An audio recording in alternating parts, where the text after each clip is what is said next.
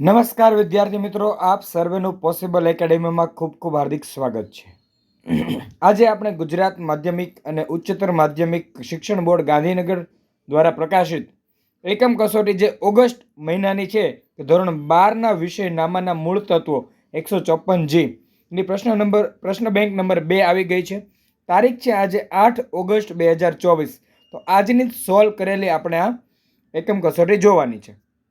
ચાલો તો જોઈએ આપણે.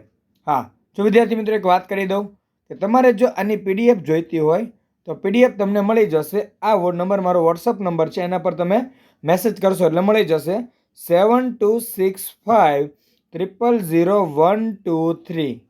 આ નંબર પર વોટ્સઅપ કરી આપજો એટલે હું તમને પીડીએફ મોકલી આપીશ.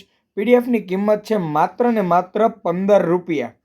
આ પીડીએફ તમને 15 રૂપિયામાં મળી જશે. કમ્પ્લીટ સોલ્યુશન વાળી છે, વ્યવસ્થિત છે, તમે જે જોઈ શકો છો તે છે. ચાલો તો જોઈએ કે વિભાગ એ કે નીચેના બહુ વિકલ્પ પ્રશ્નોમાંથી યોગ્ય વિકલ્પ પસંદ કરો, દરેકના 1 ગુણ.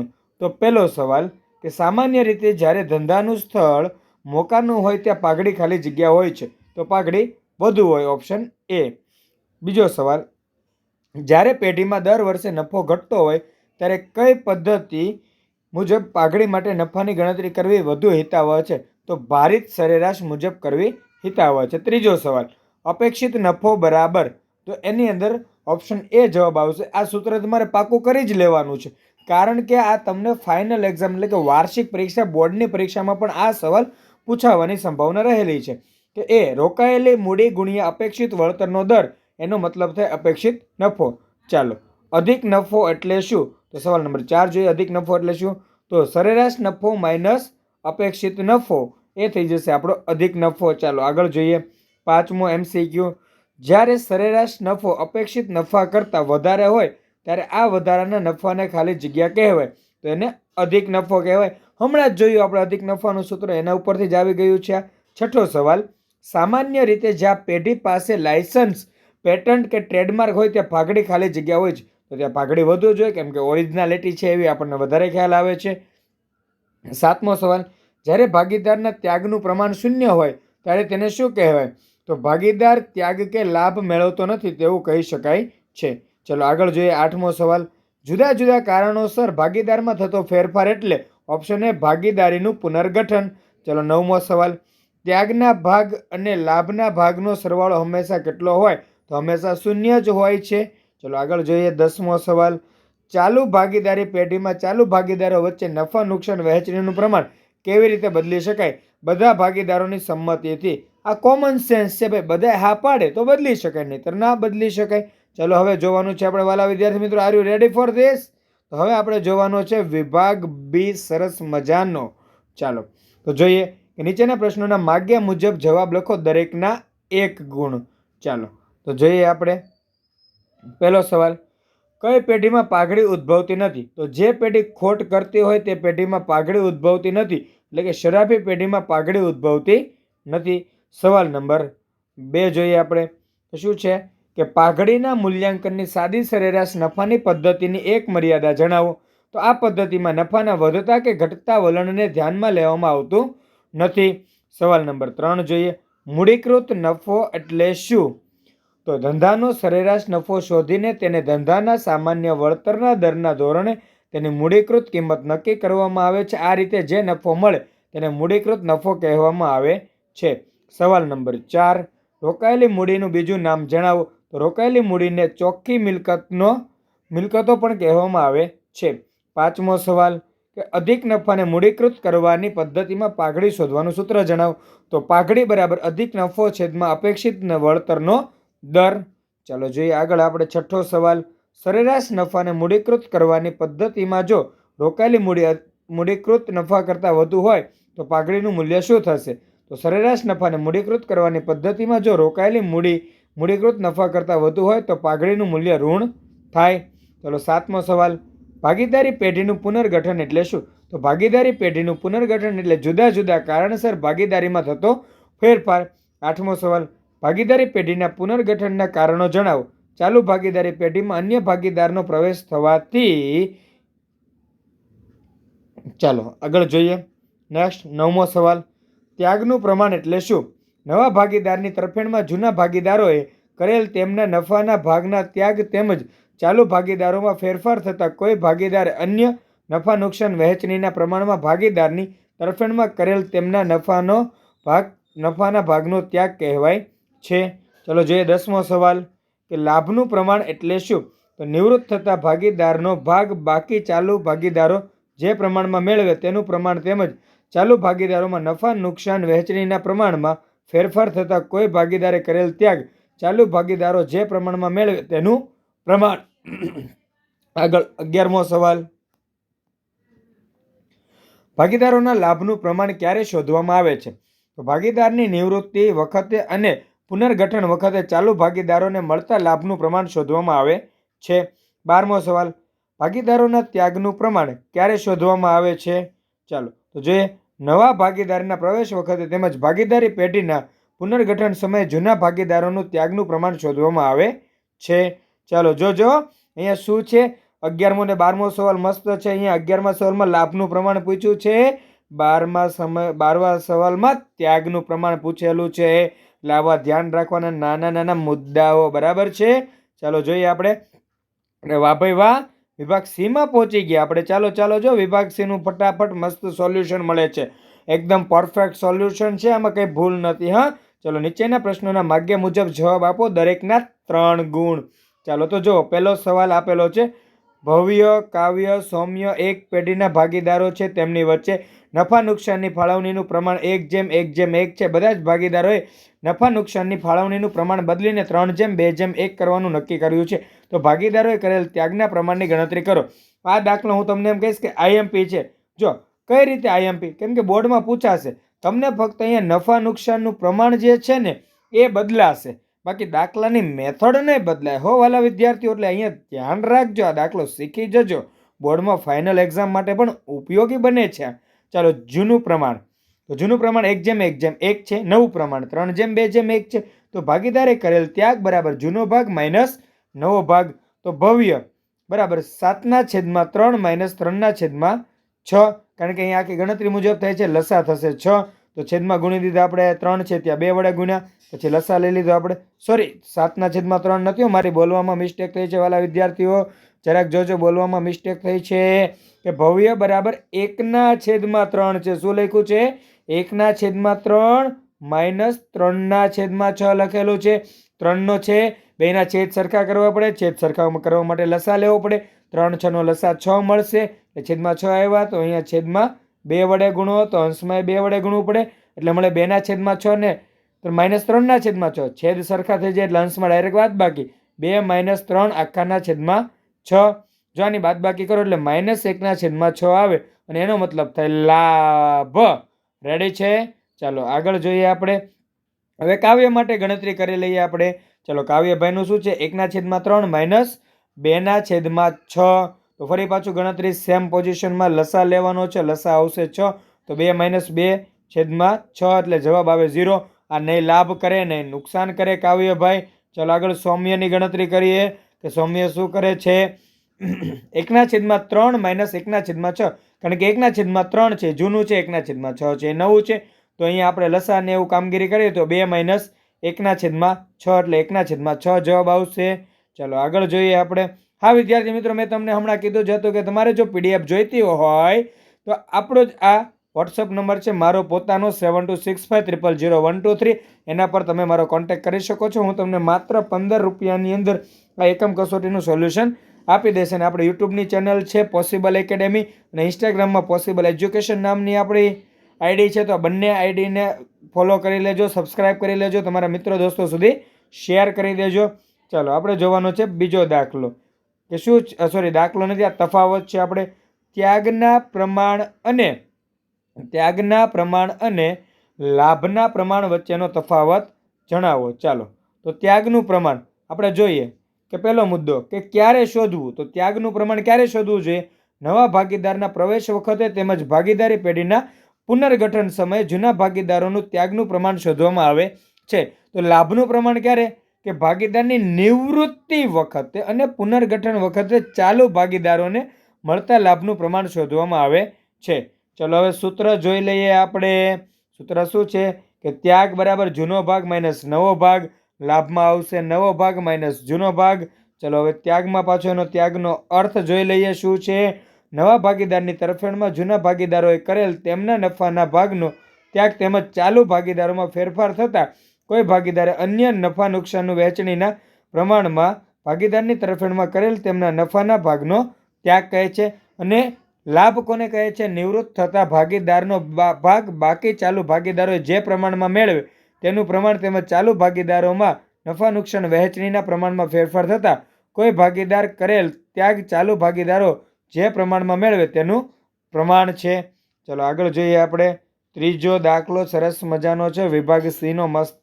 શું કહે છે કે શંકર, એહસાન અને લોય એક પેઢીના ભાગીદારો છે. તેમની વચ્ચે નફા નુકસાનની વહેંચણીનું પ્રમાણ 6:5:3 છે. બધા જ ભાગીદારોએ મળીને નફા નુકસાનની વહેંચણીનું પ્રમાણ બદલીને નવું પ્રમાણ 2:2:3 કરવાનું નક્કી કર્યું છે. તો ભાગીદારોએ કરેલ લાભના પ્રમાણની ગણતરી કરો. ચાલો જોઈએ તો જૂનું પ્રમાણ શું આપેલું છે? 6:5:3 એટલે આનો સરવાળો કેટલો થઈ જાય? 6 ને 5 11 ને 3 14. નવા પ્રમાણમાં 2:2:3 એટલે 2 ને 2 4 ને 3 7 એટલે ખાસ ધ્યાન રાખજો. બરાબર છે. ચાલો ભાગીદારોને મળેલ લાભનું સૂત્ર આપણને ખબર છે, નવો ભાગ માઇનસ જૂનો ભાગ કરવામાં આવે છે. તો શંકરનો લાભ મેળવવા માટે આપણે જોઈએ 2/7 માઇનસ 6/14, કારણ કે નવો ભાગ છે 2/7 છે, જૂનો ભાગ છે 6/14 છે. સૂત્ર પ્રમાણે કિંમત મૂકતા છેદનો હવે લેવો પડે લસા. 7 અને 14નો લસા થઈ જશે 14. તો જ્યાં 7 હોય છેદમાં ત્યાં 2 વડે ગુણવું પડે, તો અંશમાં પણ ગુણવું પડે એટલે 2 થઈ જાય છે. આપણે અહીંયા 4 - 6 આખાના છેદમાં 14 એટલે -2/14 એટલે એનો મતલબ જો શંકરે ત્યાગ કર્યો છે. ચાલો એહસાનનું જોઈ લે. 2/7 એનો જૂનો ભાગ નવો ભાગ છે અને 5/14 એનો જૂનો ભાગ છે એહસાનનો. ચાલો તો એહસાનનો હવે ત્યાગ કેટલો થશે અથવા તો લાભ થશે શું થશે જોઈએ આપણે કે 4 - 5/14 બરાબર -1/14 એટલે કે ત્યાગ થઈ જશે. આગળ જોઈએ ચાલો આપણે હવે લોહીને અહીંયા લાભ થતો લાગે છે. જવાબ જોઈને ખબર પડી ગઈ હશે તમને. તેનો નવો ભાગ છે 3/7, જૂનો ભાગ છે 3/14. બેની બાદબાકી કરો. છેદના 7 અને 14નો લસા લઈ લો. 14 આવશે. 7 ને 2 વડે ગુણો, અંશને 2 વડે ગુણો એટલે 6 થઈ જાય. 6 - 3/14 તો અંશમાં 3 છેદમાં 14 એમને. તો આને લોહીના થઈ જશે લાભ. ચાલો આગળ જોઈએ. પીડીએફની વાત કરી હતી એ જ ફરી પાછું રિપીટ છે. ચાલો જોઈ લો વિદ્યાર્થી મિત્રો ફરી પાછો. ચોથો દાખલો. કેશવી, ઉત્સવી અને જહાનવી 40%, 30%, 30% મુજબ નફા નુકસાનની વહેંચણી કરે છે. નફા નુકસાન વહેંચણી બદલીને 35%, 45%, 20% કરવાનું નક્કી કર્યું છે. ભાગીદારોએ કરેલા ત્યાગના પ્રમાણની ગણતરી કરો. ચાલો તો જૂનું પ્રમાણ શું છે? તો જૂનું પ્રમાણ છે એનું કે 40:30:20. એનો મતલબ છે 4:3:2. અને નવું પ્રમાણ છે 35:45:20. આ ટકાવારીમાં આપેલું તેને આપણે જોઈએ અંશ છેદમાં આપણે બધામાંથી કોમન 5 નીકળે છે, બધામાંથી 5 કોમન કાઢો. 7×5 = 35, 9×5 = 45, 4×5 તો 7:9:4 થશે. ચલો ભાગીદારે કરેલ ત્યાગ બરાબર જૂનો ભાગ માઇનસ નવો ભાગ. કેશવીનો જૂનો ભાગ છે 4/9, નવો ભાગ છે 7/20. બેની લઈ લે બાદબાકી, તો 7/9 - 7/20. હવે અહીંયા લસા લેવાનો થશે છેદમાં 9 અને 20 ને, અને 9 અને 20નો લસા થાય 180.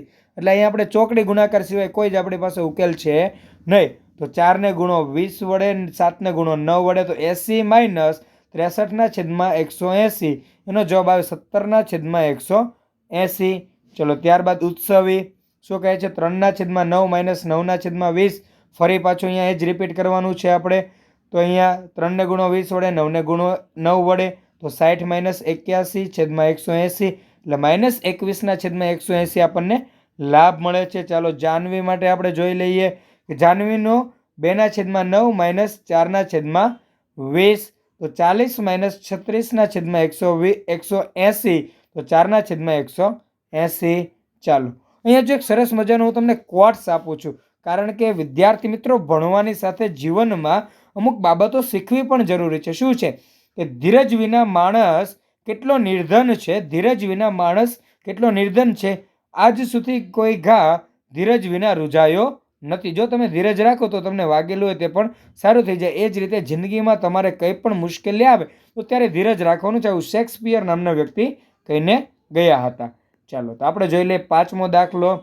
તનિષા, મનીષા અને જેનિશાનું નફા નુકસાનની ફાળવણીનું પ્રમાણ 1:3:2 છે. બધા જ ભાગીદારોએ નફા નુકસાનની ફાળવણીનું પ્રમાણ બદલીને 3:2:1 કરવાનું નક્કી કર્યું છે. તો ભાગીદારોએ કરેલ લાભના પ્રમાણની ગણતરી કરો.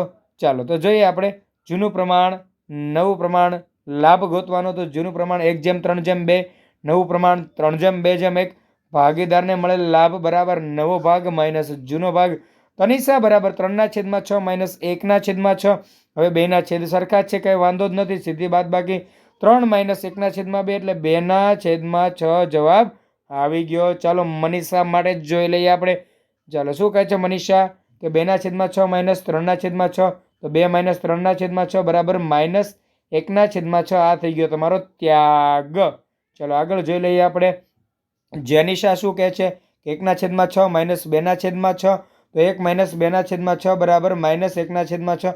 એ પણ કરે છે ત્યાગ. ચાલો આગળ જોઈએ આપણે. વિભાગ ડી અંતિમ વિભાગનું સોલ્યુશન છે. મસ્ત સોલ્યુશન આવી રહ્યું છે. જોજો માય ડિયર ફ્રેન્ડ્સ, મજા આવે એવું છે. નીચેના પ્રશ્નોના માગ્યા મુજબ જવાબ આપો. દરેકના 4 ગુણ. પહેલો સવાલ શું છે? મનન અને પ્રણવ એક ભાગીદારી પેઢીના 2:3 પ્રમાણમાં નફો નુકસાન વહેંચતા ભાગીદારો છે.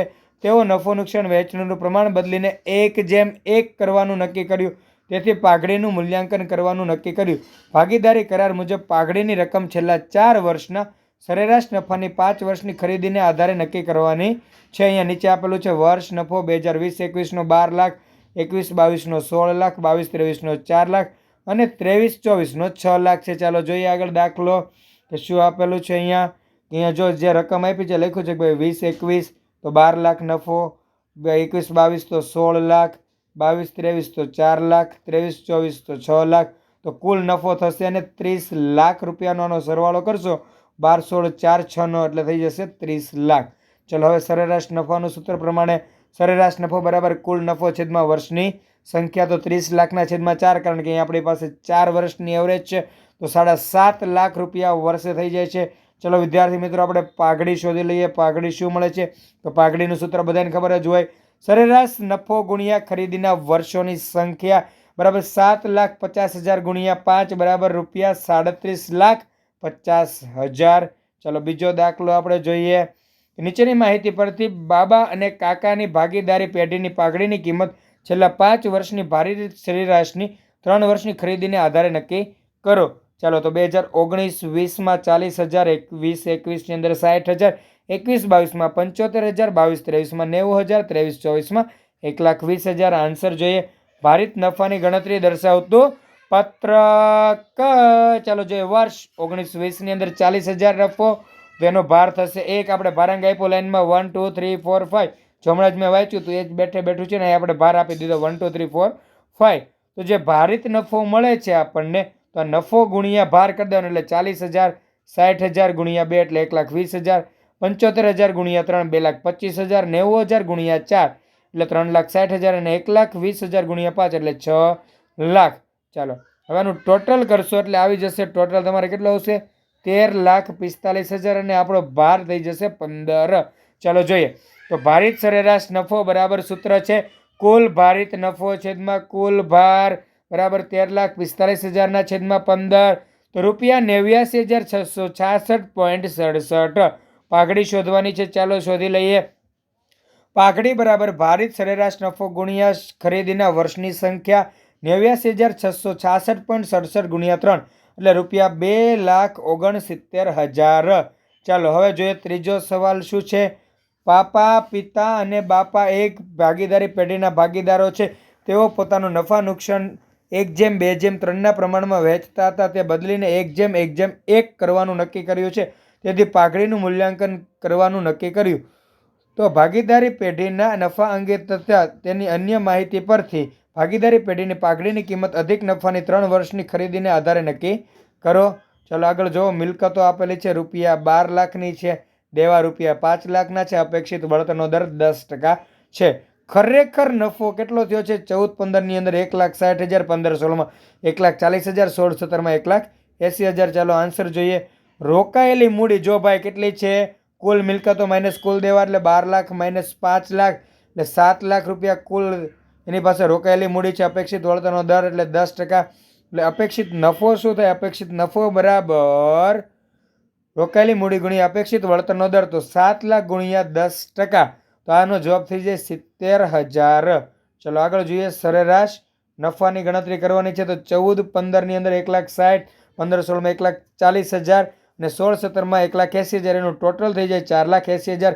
સરેરાશ નફો ગોતવાનો છે. તો કુલ નફો છેદમાં વર્ષની સંખ્યા. કુલ નફો 4,80,000, વર્ષ 3 છે એટલે 4,80,000 ભાગ્યા 3 કરો એટલે તમને 1,60,000 સરેરાશ નફો મળે છે. ચાલો એના પરથી અધિક નફાની ગણતરી કરીએ કે સરેરાશ નફો માઇનસ અપેક્ષિત નફો બરાબર 1,60,000 માઇનસ 70,000. તેનો જવાબ થઈ જાય 90,000. ચલો આપણે જોઈએ પાઘડી. તો પાઘડી બરાબર અધિક નફો ગુણ્યા ખરીદીના વર્ષની સંખ્યા બરાબર 90,000 ગુણ્યા 3 તો રૂપિયા 2,70,000. ચલો આગળ જોઈએ ચોથો.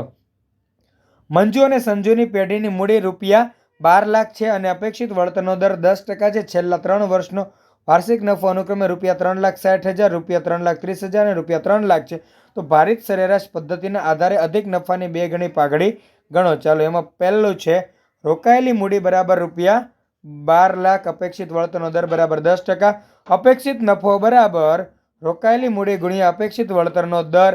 તો રોકાયેલી મૂડી 12 લાખ ગુણ્યા 10% બરાબર રૂપિયા 1,20,000.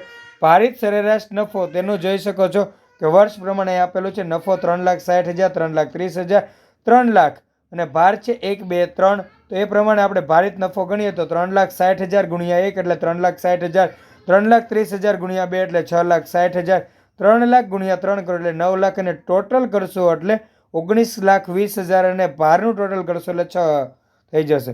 ભારિત સરેરાશ નફો બરાબર કુલ ભારિત નફો છેદમાં કુલ ભાર બરાબર 19,20,000 ભાગ્યા 6 કરશો.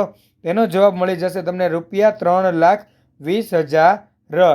ચલો આગળ જોઈએ. અધિક નફો બરાબર સરેરાશ નફો માઇનસ અપેક્ષિત નફો બરાબર 3,20,000 માઇનસ 1,20,000. તો અધિક નફો કેટલો છે? 2 લાખ રૂપિયા. એ લોકોએ વિચાર્યું તેની કરતાં પણ વધારે મળેલો છે. પાઘડી બરાબર અધિક નફો ગુણ્યા ખરીદીના વર્ષની સંખ્યા. તો 2 લાખ ગુણ્યા 2 બરાબર રૂપિયા 4 લાખ. ચલો પાંચમો. નીચેની માહિતી પરથી નટ્ટુ અને રીતુની ભાગીદારી પેઢીની ભારિત સરેરાશ નફાને મૂડીકૃત કરવાની પદ્ધતિના આધારે પાઘડી શોધો. ચલો આગળ જોઈએ આપણે કે શું આપ્યું છે કે વર્ષ નફો 12-13માં 45, 13-14 50, 14-15 ની અંદર 65,000 છે, 15-16 ની અંદર 75,000 છે, 16-17 ની અંદર 90,000 છે. અહીંયા 14 છે બરાબર. 2,000 અહીંયા શું છે? 14. ચલો આગળ જોઈએ. વધારાની માહિતી. ધંધાકીય મિલકતો 8,96,670 છે. દેવાદાર 1,70,000 છે. સામાન્ય અપેક્ષિત વળતરનો દર 10% છે. ચલો રોકાયેલી મૂડી બરાબર કુલ મિલકત માઇનસ કુલ દેવા. 8,96,670 માઇનસ 1,70,000 બરાબર રૂપિયા 7,26,670. અપેક્ષિત વળતરનો દર બરાબર 10%. ભારિત સરેરાશ નફો તો શું આવશે? વર્ષ 2012-13, 13, 14, 15, 15, 16, 17માં જે પ્રમાણે નફો આપણે લખ્યો તો એ પ્રમાણે લખવાનો. હવે ભાર આપી દેવાનો. 1, 2, 3, 4 ભાર. ભારનું ટોટલ 15. હવે આ નફો ગુણ્યા ભાર એટલે ભારિત નફો 45,000 ગુણ્યા 1, 45,000, 50,000 ગુણ્યા 2, 1,65,000 ગુણ્યા 3, 1,95,000, 75,000 ગુણ્યા 4, 3,90,000 ગુણ્યા 5, 4,50,000. ટોટલ સરવાળો કરો એટલે 10,90,000 થશે. ચલો આગળ જોઈએ આપણે. ભારિત સરેરાશ નફો બરાબર કુલ ભારિત નફો છેદમાં કુલ ભાર. 10,90,000 છેદમાં 15 બરાબર 72,667. ચલો આગળ જોઈએ આપણે મૂડીકૃત નફો. તો મૂડીકૃત નફો ફરી પહેલી જ વખત આવ્યું છે એટલે ખાસ ધ્યાન રાખજો. સરેરાશ નફો છેદમાં અપેક્ષિત વળતરનો દર. તો 72,667 છેદમાં 10 ગુણ્યા 100 તો 7,26,670 મૂડીકૃત નફો છે. ચલો પાઘડી. તો પાઘડી એટલે થઈ જશે મૂડીકૃત નફો માઇનસ રોકાયેલી મૂડી. તો મૂડીકૃત નફો 7,26,670, રોકાયેલી મૂડી 7,26,670. તેનો જવાબ થઈ જશે 0. ચલો છઠ્ઠો સવાલ. શૈલી અને પરીની ભાગીદારી પેઢીનું અધિક નફાને મૂડીકૃત કરવાની પદ્ધતિના આધારે પાઘડી શોધો. રોકાયેલી મૂડી બરાબર રૂપિયા 18 લાખ, અપેક્ષિત વળતરનો દર બરાબર 12%. વર્ષ 2012-13, 1,13, 1,40,000, 14, 14, 15, 1,30,000, 15, 16, 1,50,000, 16, 17, 1,80,000. ચલો આન્સર. તો રોકાયેલી મૂડી બરાબર 18 લાખ, અપેક્ષિત વળતરનો દર બરાબર 12%, અપેક્ષિત નફો બરાબર રોકાયેલી મૂડી ગુણ્યા અપેક્ષિત વળતરનો દર. 18 લાખના 12% કેટલા આવશે? 18 લાખના 12%. જોજો અહીંયા અપેક્ષિત વળતરનો દર 12% આપ્યો છે. અત્યાર સુધી બધા દાખલામાં 10 હતો, આ દાખલામાં 12% થયો છે. એટલે ચાલો, તો રોકાયેલી મૂડી ગુણ્યા અપેક્ષિત વળતરનો દર બરાબર 18 લાખ ગુણ્યા 12% બરાબર ₹2,16,000. ગણતરી કરશો એટલે મળી જશે. ચલો, સરેરાશ નફો તો અહીંયા ટોટલ આપણે મારી દઈએ કે નફો કેટલો થયો છે. તો નફો ટોટલ થયો છે આપણો 7 લાખ. તો સરેરાશ નફો બરાબર કુલ નફો છેદમાં કુલ વર્ષ 7 લાખના છેદમાં 5,000. 14,75 પ્રમાણે 1,40,000 રૂપિયા નફો થયેલો છે. ચાલો, પાંચમો તો અધિક નફો કેટલો થયો આપણે તે જોઈએ. તો અધિક નફો બરાબર સરેરાશ નફો માઇનસ અપેક્ષિત નફો બરાબર 1,40,000 માઇનસ 2,16,000. તો રૂપિયા માઇનસ 76,000. તો અધિક નફો ઋણ હોય ત્યારે પાઘડી શૂન્ય ગણાય. એટલે અહીંયા પાઘડીની ગણતરી કરવાની જ નથી. પાઘડી બરાબર 0, કારણ કે તમારી પાસે નફો જ નથી. તો પાઘડી શું થવાની? કાંઈ થશે નહીં. તો વિદ્યાર્થી મિત્રો, તમે વિડીયો જોયો તે બદલ આપ સર્વેનો ખૂબ ખૂબ આભાર છે. આપનું પોસિબલ એકેડેમીમાં ખૂબ ખૂબ સ્વાગત હતું. તે આપણે આભાર વિધિ તરફ લઈ જઈએ છીએ. નેક્સ્ટ વિડીયોમાં ફરી મળીશું નવી એકમ કસોટી સાથે. ને હા, તમારી જ્યારે પરીક્ષા આવશે ત્યારે અમે આઈએમપી સવાલોની ભરમાર લઈને આવીશું. ત્યારે પણ તમે મારી સાથે જોડાયેલા રહેજો. અને હા વિદ્યાર્થી મિત્રો, આપણે વોટ્સઅપની અંદર એક કોમ્યુનિટી ચેનલ પર ચલાવીએ છીએ. તેની અંદર જોડાવા માટે પણ તમે મને મેસેજ કરી દેજો, તમારું નામ, તમારું ગામ અને તમારી સ્કૂલનું નામ. તો હું તમને મારા કોમ્યુનિટી ગ્રુપમાં જોઈન કરી લઈશ, જેનાથી આવા નવા વિડીયોની અપડેટ આપણને મળતી રહી. આપણો વોટ્સઅપ નંબર છે 7265000123. યુટ્યુબને ફોલો કરી દો, સબસ્ક્રાઈબ કરી દો ચેનલને ફટાફટ, અને તમારા મિત્રો સુધી મેક્સિમમ શેર કરી દો, જેનાથી દરેક મિત્રોને ફ્રીમાં આવો લાભ મળી શકે છે. અને PDF માત્ર 15 રૂપિયાની છે. એટલે આટલામાં તો તમારું એક વડાપાવનો ખર્ચો ન થતો, એની કરતાં ઓછા રૂપિયામાં છે. બરાબર? તો વિદ્યાર્થી મિત્રો, PDF જોઈએ તો ફટાફટ મને કોમેન્ટ કરજો અને હું તમને QR કોડ મોકલી આપીશ. તો ફરી મળીએ વિદ્યાર્થી મિત્રો નેક્સ્ટ વિડીયોની અંદર. ત્યાં સુધી જય હિન્દ, જય ભારત, જય ગરવી ગુજરાત.